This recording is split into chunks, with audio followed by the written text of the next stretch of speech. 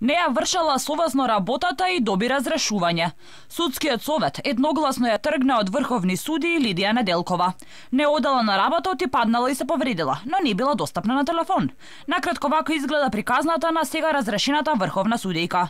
Таа е и суспендирана од работа до правосилност на одлуката. Све што е напишано е неточно и они не провериле. Кога го вратиле на доработка предметот, еве ви кажаа зошто, они не се обратиле до Врховен суд. Они само си го препишале истиот извештај со полоши зборови, како да кажам, наедноставно. Последица нема никаква, за да се разреши некој за вакво нешто. Навистина треба да има некоја штетна последица.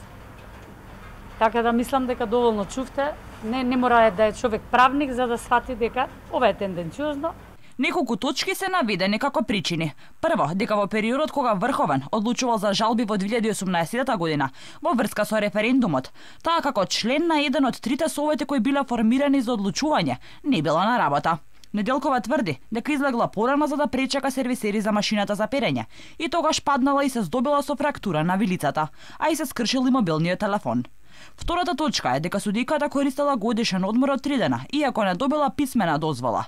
И третата е дека не сакала да прима предмети, додека била во одделот за судење во разумен рок.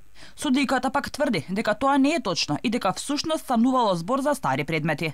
За истата основа, потенцира Неделкова, била покрената постапка и за нејзина друга колешка и истата била запрена, бидејќи немала основ.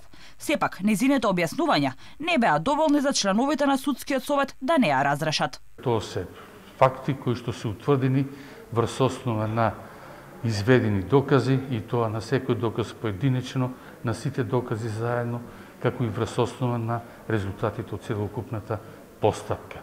Сите три повреди се основани, така утврдивме, така и гласавме. Одлуката е донесена едногласно. Предлогот за разрешување и временно отстранување го даде 3-члена комисија составена од членови на Советот. Предлогот го поддржале сите 13 членови на Советот.